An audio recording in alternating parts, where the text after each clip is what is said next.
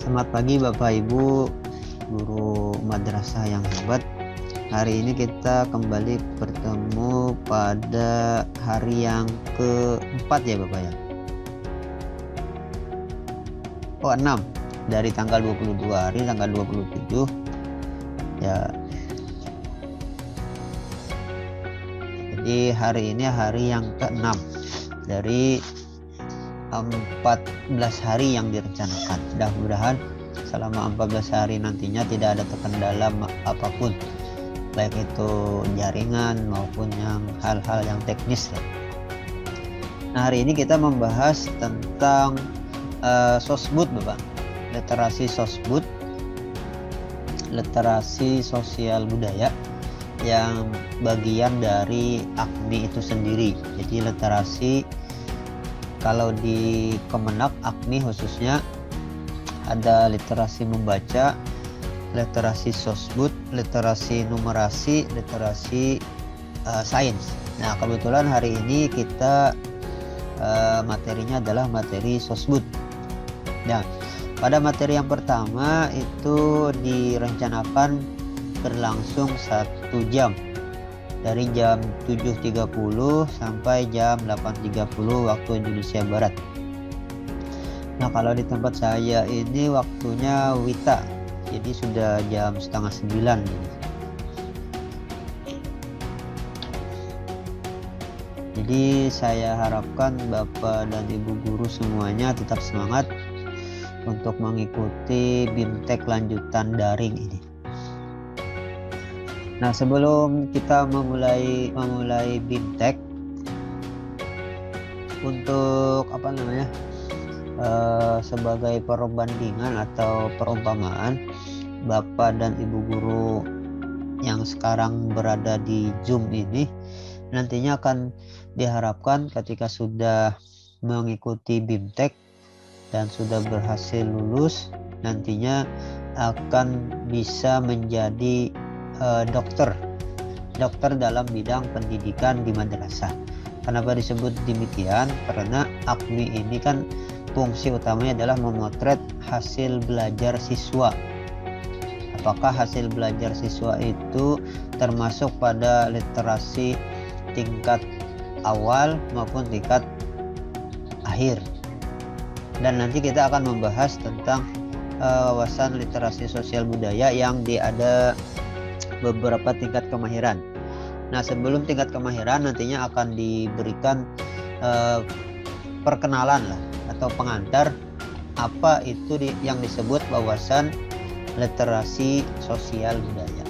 Jadi mohon izin untuk share screen. Bisa terlihat Bapak Ibu saya? Sepertinya bisa nih, karena ada sudah notifikasi semua peserta bisa melihat.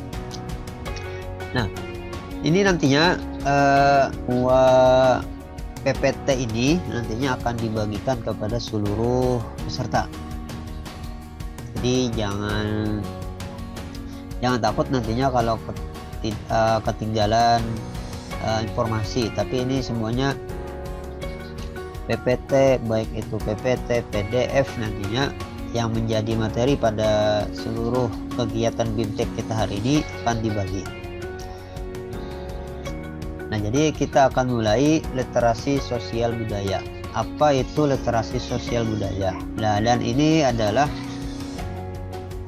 yang disusun oleh tim instruktur nasional literasi sosial budaya.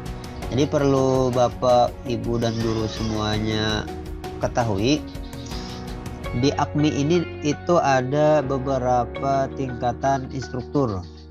Yang pertama paling awal adalah instruktur nasional, itu biasanya disebut IN. Dan setelahnya adalah IP, instruktur provinsi. Nah, setelah instruktur provinsi baru nantinya instruktur kabupaten.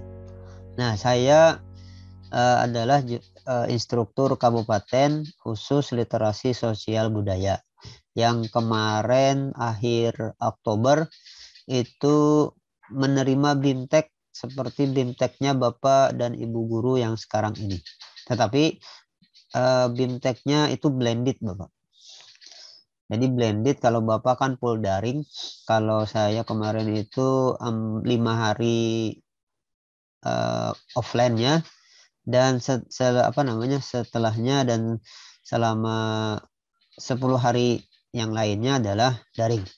Baik itu belajar melalui LMS, baik itu juga melalui klinik online. Nah, nantinya kita akan klinik online itu biasanya di hari-hari akhir pelaksanaan dia daring angkatan 2 ini. Ya, seterusnya kita besarkan. Bisa terlihat Bapak Ibu? Bisa ya? Bisa, Pak. Oh ya. Nah, kita mengawali pada topik apa saja yang nantinya akan berada pada pembahasan literasi sosial budaya. Jadi ada 6 topik. Yang pertama rasional. Jadi kenapa literasi sosial budaya itu perlu disosialisasikan, khususnya di AKMI. Jadi ada rasional. Jadi apakah AKMI itu ada rasionalitasnya? Pasti ada. Jadi semua AKMI, baik itu AKMI literasi yang sains, numerasi maupun membaca, itu semuanya ada rasionalnya. Yang kedua, landasan keilmuan.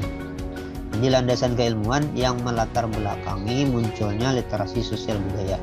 Karena literasi sosial budaya di ANBK itu tidak ada, Bapak.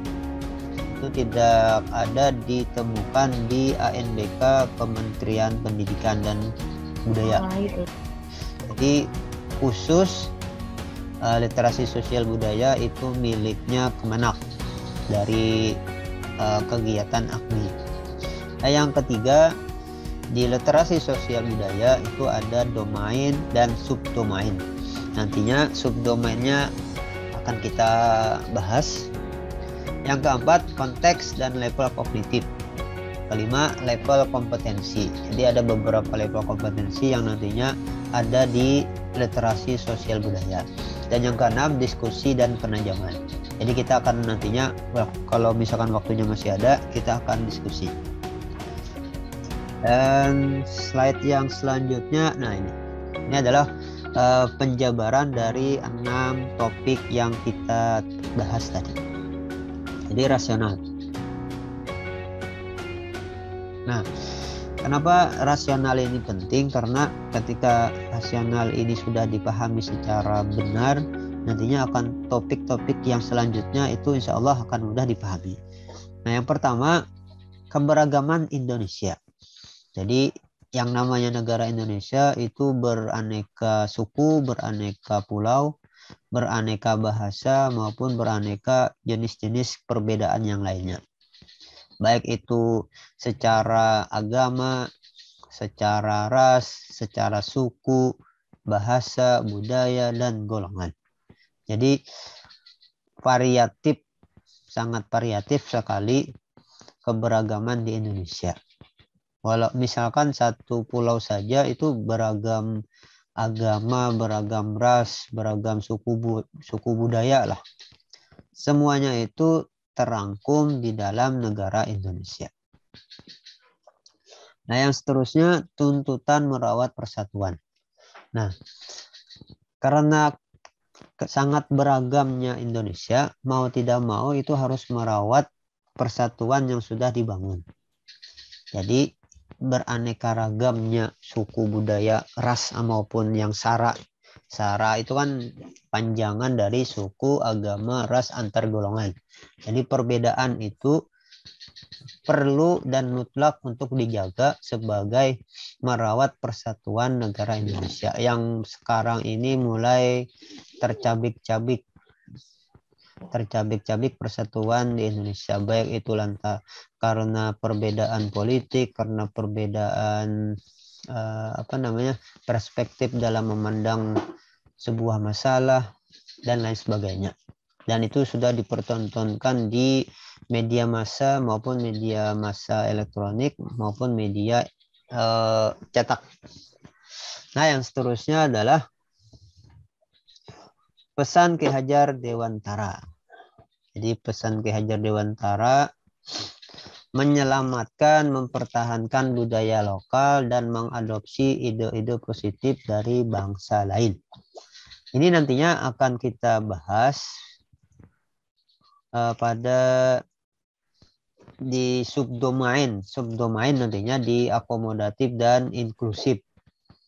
Jadi pesan Ki Hajar Dewantara, negara Indonesia itu tidak negara yang eksklusif, tapi bersifat inklusif. Menerima budaya-budaya luar selama budaya luar tersebut bersifat positif. Ini senada dengan teori dalam usul fikih, mengambil kemaslahatan dari luar, namun berusaha untuk tidak menerima budaya-budaya yang luar tapi yang bersifat negatif. Jadi apapun bentuknya selama itu positif maka itu diambil. Jadi mengadopsi ide-ide positif dari bangsa lain.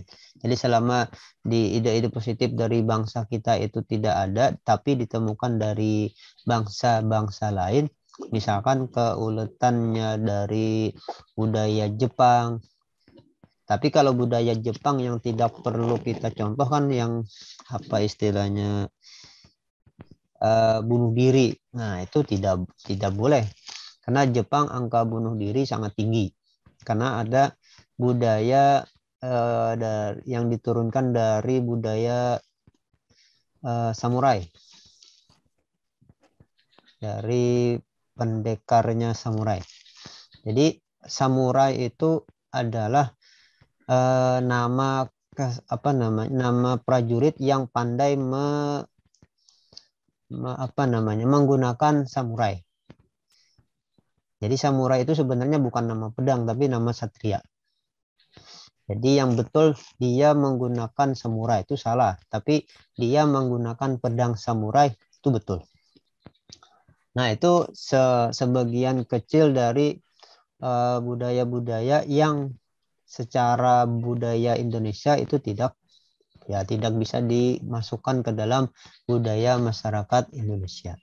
Dan selanjutnya adalah, nah ini misi Kementerian Agama Republik Indonesia yang lagi sekarang hangat-hangatnya adalah moderasi beragama.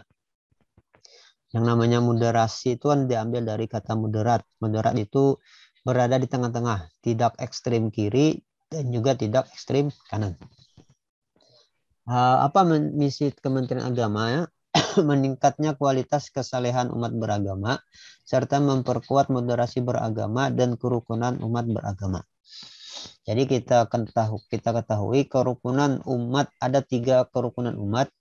Ada kerukunan umat beragama dengan seagama, ada kerukunan umat beragama antar agama, dan juga kerukunan agama dengan pemerintah. Nah, ini yang perlu kita jaga dan kita tingkatkan, mengingat pentingnya kerukunan itu sangat penting bagi persatuan bangsa kita. Sehingga walaupun berbeda-beda tetapi tujuan kita sama untuk menjaga persatuan bangsa Indonesia. Nah, moderasi beragama, apa itu moderasi beragama yang sekarang ini lagi digaungkan oleh Kementerian Agama?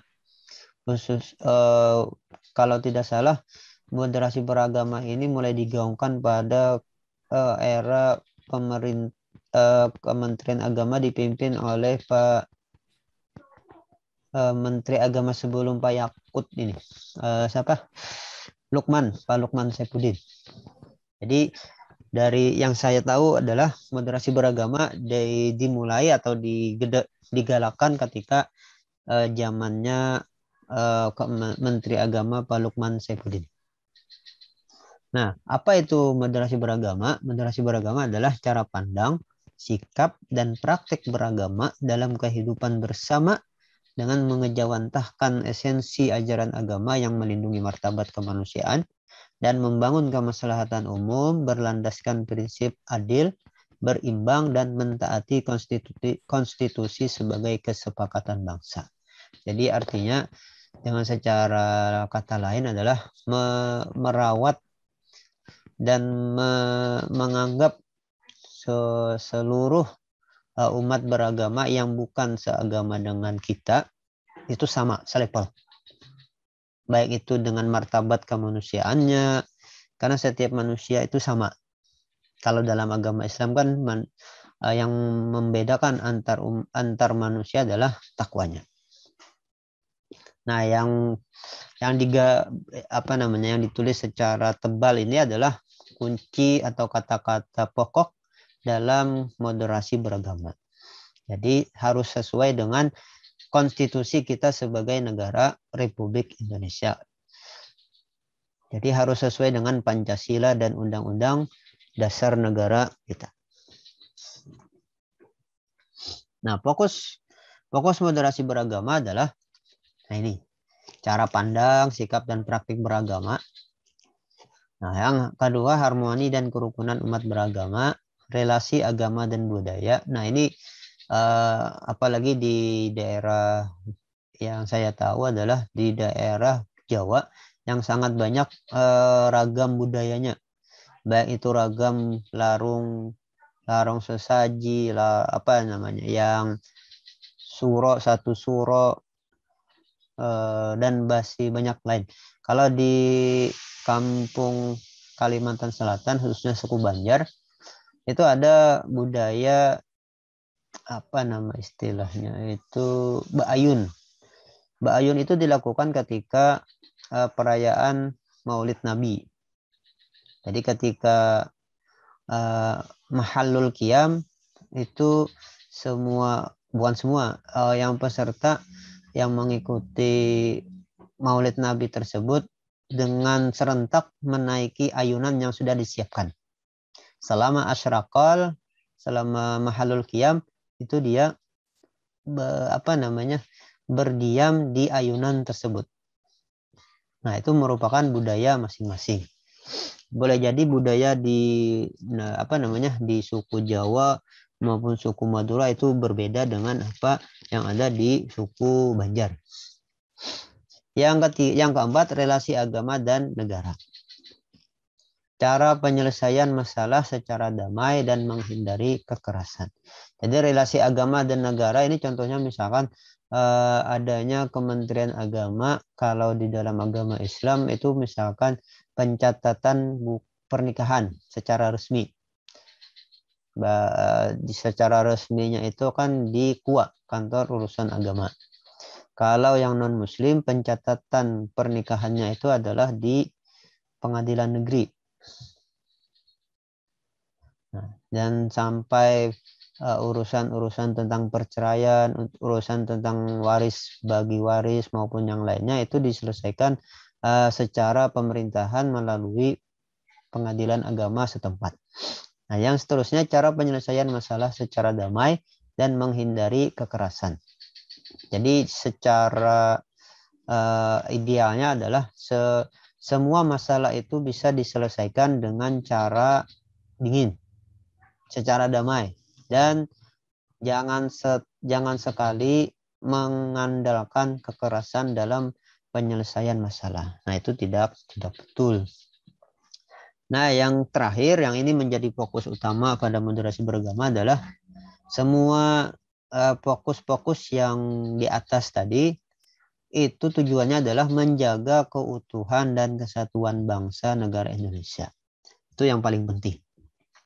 Jadi moderasi beragama bagaimana menciptakan keutuhan dan kesatuan bangsa itu tetap terjaga, tetap ada, dan jangan sampai bangsa Indonesia ini tercerai-berai dan nantinya menjadi suku Kalimantan menjadi negara itu, supaya jangan ada.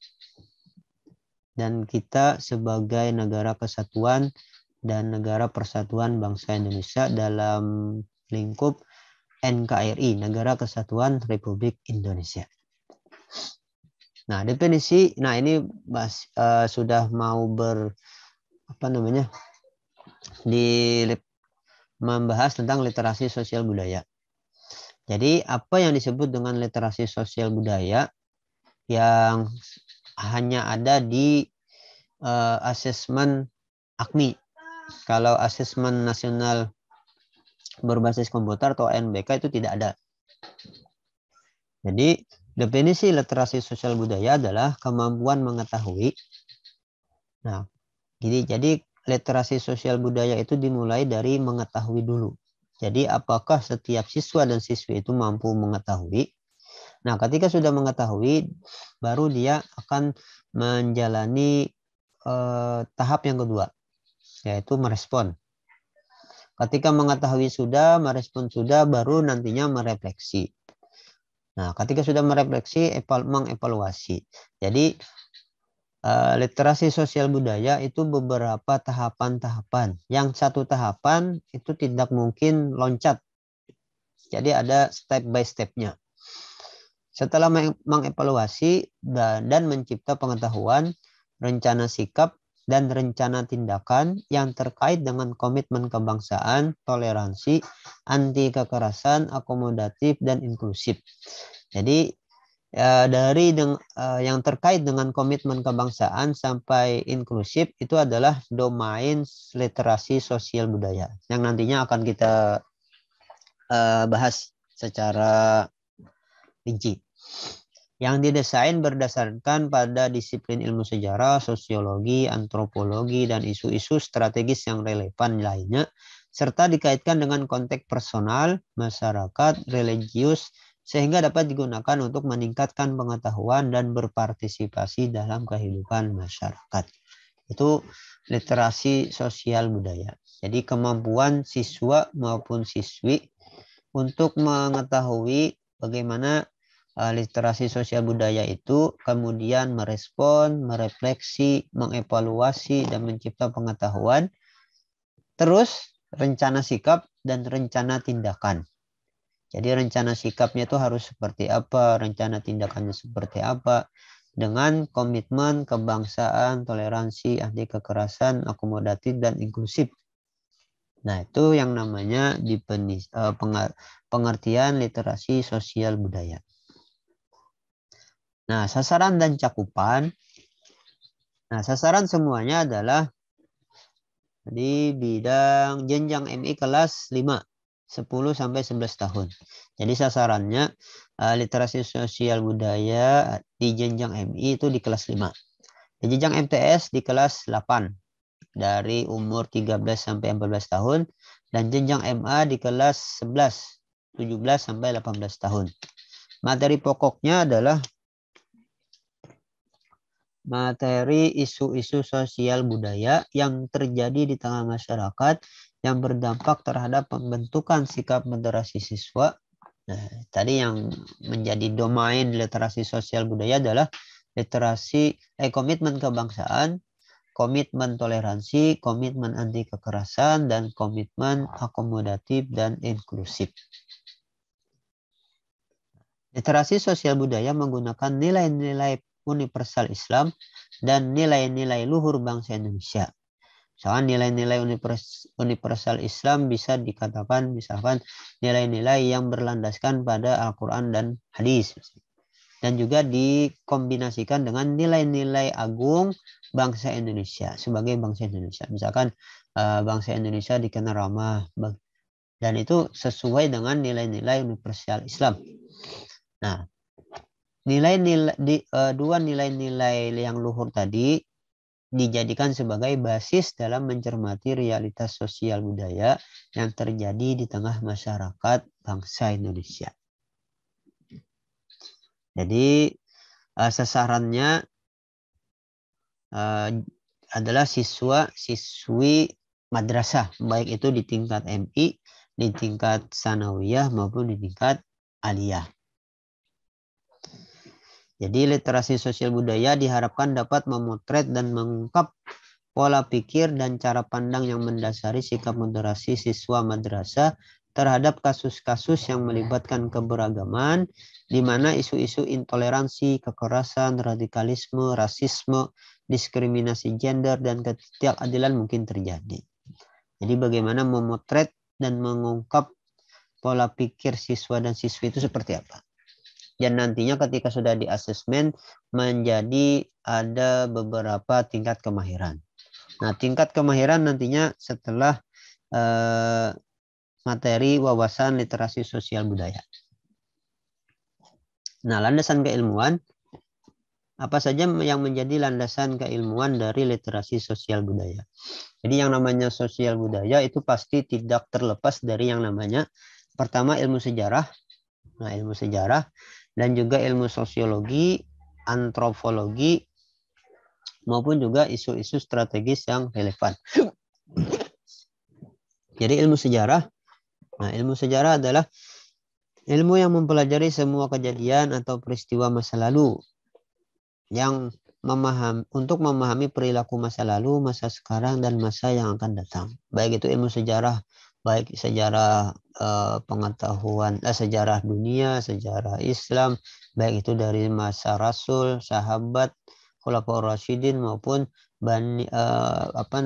pemerintahan dari Bani Abbasiyah, Bani Umayyah dan seterusnya. Jadi itu dipelajari dari ilmu sejarah. Yang kedua, ilmu sosiologi. Apa itu ilmu sosiologi? Ilmu yang mempelajari tentang berbagai aspek dalam masyarakat serta pengaruhnya bagi kehidupan manusia. Itu yang kedua, landasan keilmuan dari literasi sosial budaya. Yang kedua, antropologi.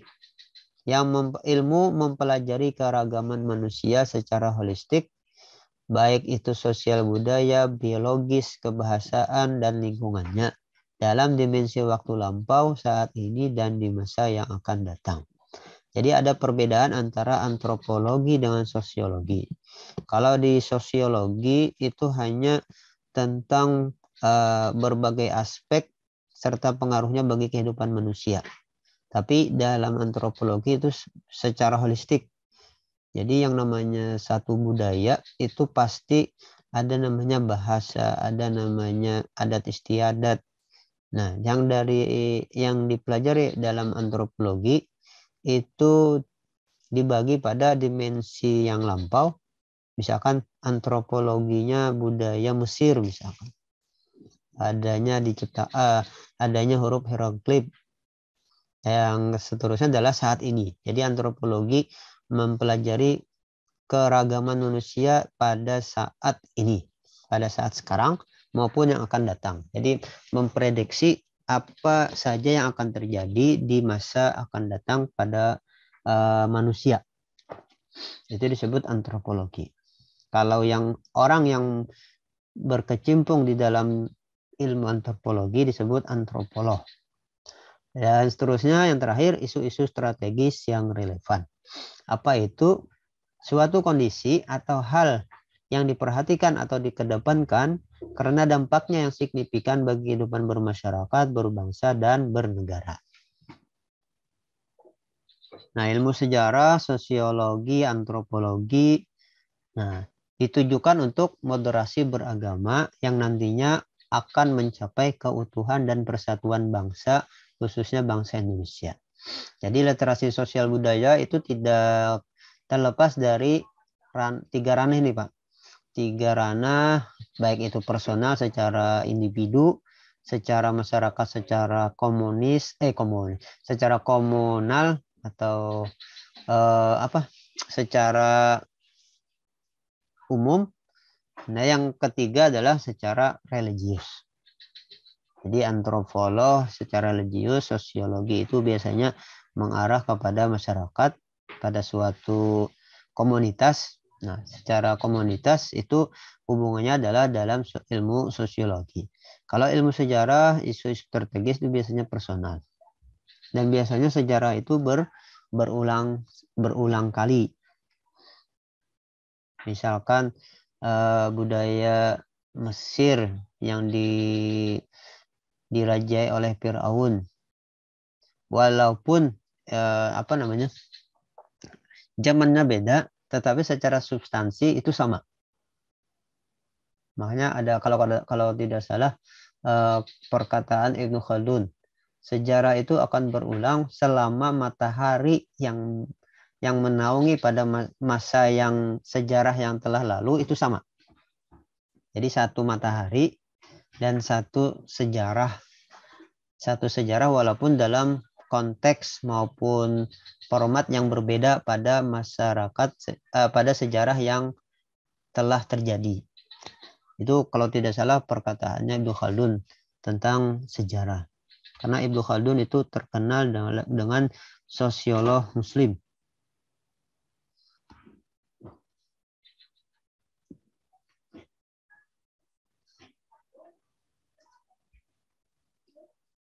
Terus, nah ini tujuan dan fungsinya meningkatkan mutu, menghilangkan stereotip. Nah ini penting.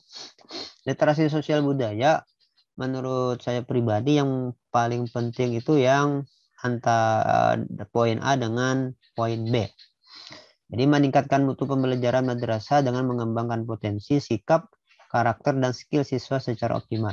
Nah, karena belakangan ini madrasah itu dilihat pada sebelah mata, dalam artian dianggap pada level bawah, dan ini perlu kita hilangkan, dan ini nantinya akan berpengaruh pada menghilangkan stereotip, dalam artian citra buruk bahwa lulusan madrasah cenderung intoleran, tidak bertoleransi, radikal, dan kurang berwawasan keilmuan umum. Nah, dengan tujuan dari literasi sosial budaya, satu demi satu tujuan dan fungsi ada literasi sosial budaya ini nantinya akan meningkatkan kualitas, potensi, sikap, karakter siswa secara optimal pada ruang lingkup madrasah. Dan juga nantinya citra buruk bahwa lulusan madrasah itu cenderung intoleran, tidak moderat, sedikit demi sedikit itu akan hilang dan menjadikan lulusan madrasah itu dipandang dengan baik, tidak hanya dipandang sebelah mata. Nah, ini yang ketiga adalah pembahasan tentang domain dan subdomain. Nah, sebelumnya sudah dijelaskan subdomain, domain dan subdomain, tapi secara singkat. Nah, ini yang secara secara komprehensifnya ini, Pak. Jadi literasi sosial budaya, domainnya adalah bagian yang atas ini, Pak. Yang pertama komitmen kebangsaan, kedua toleransi, yang ketiga anti kekerasan, dan yang keempat akomodatif dan inklusif. Yang di bagian bawahnya komitmen kebangsaan ada 1, 2, 3, dan 4 itu adalah subdomain. Jadi masing-masing domain itu memiliki subdomain masing-masing. Jadi komitmen kebangsaan subdomainnya ada 4.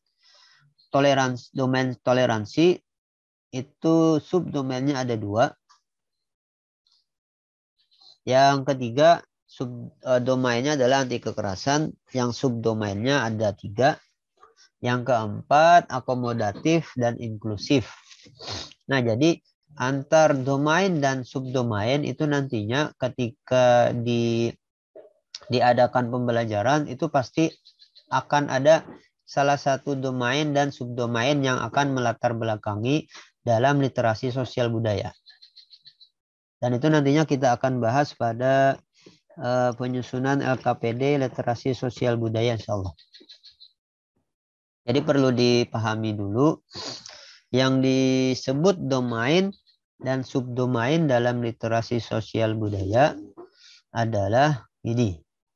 Komitmen kebangsaan, toleransi, anti kekerasan, akomodatif, dan inklusif.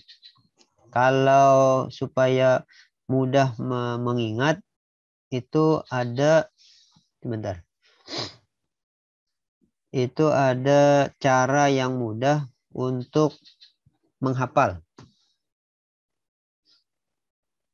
Nah, kalau domain literasi sosial budaya itu kan pertama komitmen kebangsaan itu secara garis besar domain literasi sosial budaya itu bisa disingkat menjadi komisi aktif. Ko-nya adalah komitmen kebangsaan. Komitmen kebangsaan. Yang kedua toleransi, C-nya komisi. Anti kekerasan itu diperpendek menjadi C-nya anti kekerasan, yang aktif, akomodatif, dan inklusif. Jadi komisi aktif. Jadi subdomain dalam literasi sosial budaya itu bisa disingkat menjadi komisi aktif. Komitmen kebangsaan, toleransi, anti kekerasan, akomodatif, dan inklusif. Jadi domain dari literasi sosial budaya itu 4. Nah, dan untuk subdomainnya yang di bawah-bawah pada domain yang di atas. Jadi Bapak dan Ibu guru hebat nantinya bisa membaca ulang setelah PPT-nya atau materi kita hari ini dibagikan. Nah, ini yang 4, konteks dan level kognitif. Jadi secara konteks itu personal bisa, konteks masyarakat atau community, baik, dan juga secara konteks religius. Jadi nantinya antar 3 konteks ini nantinya ada salah satu yang akan ada di literasi sosial budaya. Nah, level 1-nya ini proses kognitif. Level 1, ada level 2, ada level 3. Nah, level 1, tingkatan berpikir dirancang untuk memberi siswa kemampuan memperoleh informasi, pengetahuan, dan pemahaman tentang topik. Jadi antar level ini nantinya akan ada perbedaan satu dengan yang lainnya. Level 2, ini sudah melebihi dari level pertama. Tingkatan berpikir dirancang agar siswa menghabiskan sebagian besar waktunya untuk menerapkan pengetahuan tentang topik tersebut. Nah, berbeda pada level pertama, itu hanya memberikan kepada siswa kemampuan untuk mendapatkan informasi yang ada.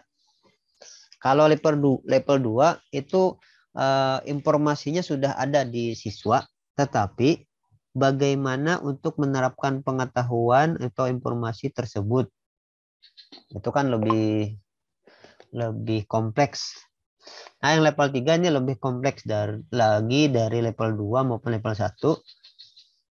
Level 3 dirancang agar siswa menghabiskan sebagian besar waktunya menggunakan informasi untuk melatih keterampilan analitis, evaluasi, dan sintesis untuk menciptakan sesuatu yang baru.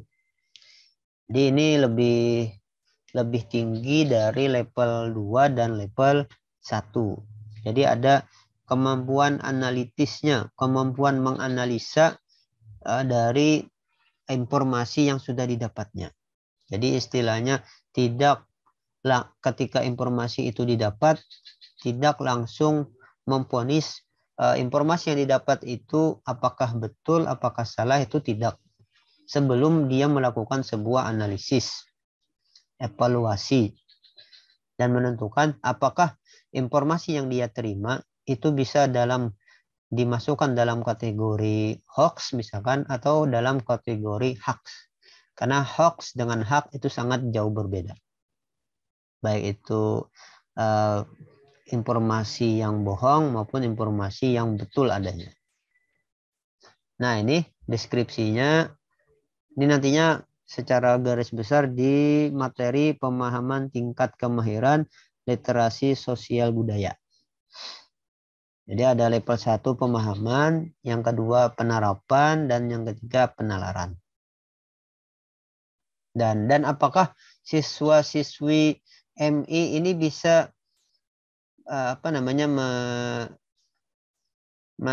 menempati pada level 3? Bisa. Jadi jangan berpikiran yang negatif dulu. Siswa dan siswi kita itu bisa menempati pada level 3 adalah level yang paling tinggi.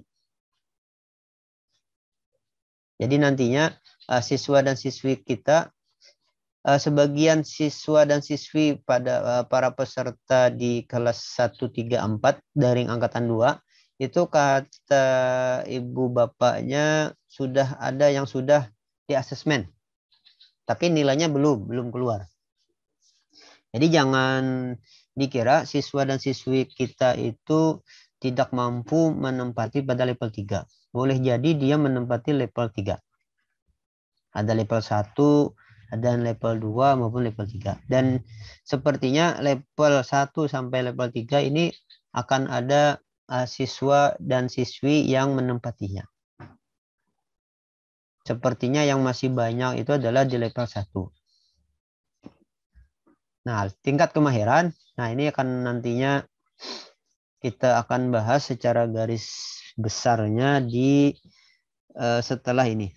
Nah, ini adalah bagaimana hasil yang diperoleh dari siswa dan siswi menjalani proses asesmen. Ini mohon perhatiannya Bapak Guru. Ini ada beberapa yang perlu disampaikan. Nah, di paket yang pertama, paket L2. Paket L2 ini adalah asesmen yang paling pertama diberikan kepada siswa dan siswi MI.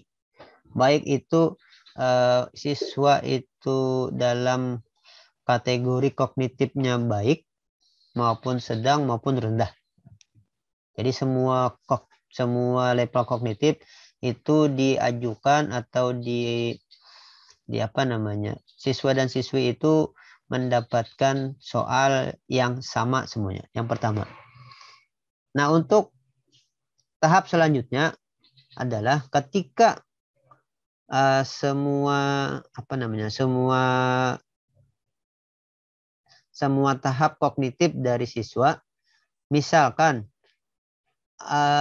siswa tersebut menjawab 50% dari seluruh soal yang diberikan plus 1 yang benar, dia akan nantinya menduduki pada menerima lagi paket L3. Nah, sebaliknya, bila siswa dan siswi tersebut hanya menjawab 50% ke bawah yang betulnya, dia akan mendapatkan paket L1. Nah, ketika paket L3 ini siswanya masih berhasil menjawab 50% plus 1 benar, maka dia akan masuk pada paket L3.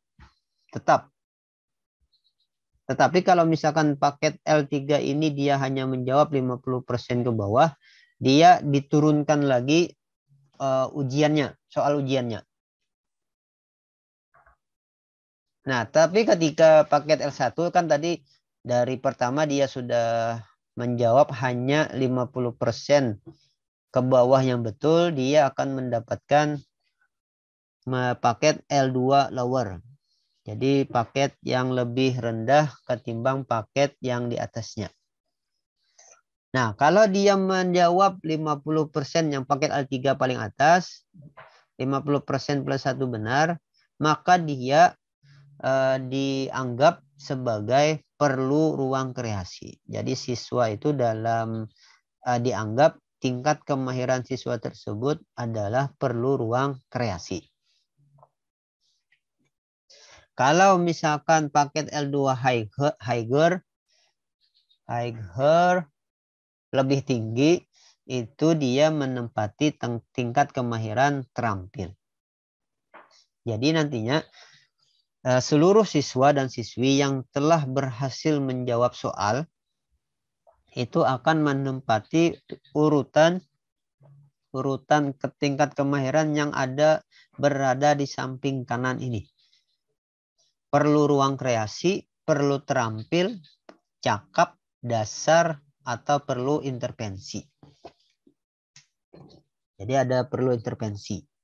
Jadi seluruh tingkat kemahiran ini diambil dari seberapa banyak siswa dan siswi mampu menjawab dengan benar. Tetapi untuk proses asesmen itu tidak ada yang namanya tidak adanya yang lulus atau tidak lulus. Semuanya lulus. Tetapi AKMI ini kan hanya memotret hasil belajar. Sejauh mana hasil belajar yang sudah dihasilkan dalam sebuah proses belajar di madrasah. Jadi guru tidak perlu tidak perlu mempengaruhi, tidak perlu ikut campur dalam proses pengambilan soal, pengambilan asesmen yang dilakukan oleh siswa. Biarkan siswa sendiri yang menentukan hasil tingkat kemahirannya. Jadi biarkan saja mereka berusaha dengan sendirinya tanpa dibantu. Nah, jangan dibantu sama sekali oleh guru dan siswa. Karena ini berbeda dengan UN. Kalau UN itu hasilnya adalah lulus atau tidak lulus. Tapi kalau di hasil asesmen AKMI itu tidak ada lulus dan tidak lulus. Semuanya nantinya hanya akan mendapatkan hasil di tingkat kemahiran. Baik itu tingkat kemahiran yang paling atas, yaitu perlu ruang kreasi, dan juga bisa berada di tengah maupun di level bawah, perlu intervensi. Nah, ini nantinya kita akan bahas pada materi kita yang selanjutnya di pemahaman tingkat kemahiran literasi sosial budaya.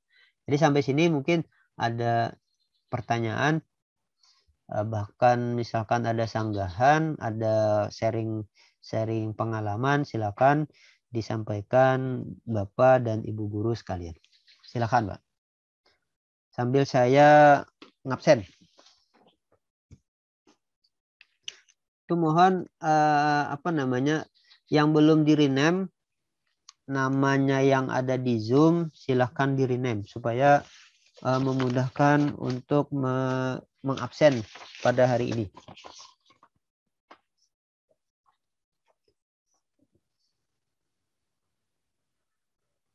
Lukman Hakim ada, Ibu Lilik ya, Ibu Lilik 16, 29 Pak Taufik, 20 Ibu Maliha, 3 Ali Abror, Sri Hidayati, Mutmainnah. Ya, silakan Bapak Ibu, jika ada pertanyaan silakan. Ahmad Maulidi, Dewi Sugiyati. Mohon maaf, Nur Fadilah itu kelas 133 atau ya, mohon konfirmasinya Ibu atau Bapak Nur Fadilah. Kalau di absen di online-nya itu ada Patlah di yang bertugas di MI Islamiyah Sumur Putih. Nah, ada kalau di kelas 134 itu ada satu akun satu akun email tetapi digunakan untuk 2 peserta. Jadi jawaban yang dikirimkan melalui 2 akun tersebut semuanya sama karena emailnya sama. Tapi ini belum dikonfirmasi oleh admin sekolahmu. Jadi masih belum bisa belum beda 2 akunnya. Dikarenakan satu akun email digunakan untuk 2 peserta.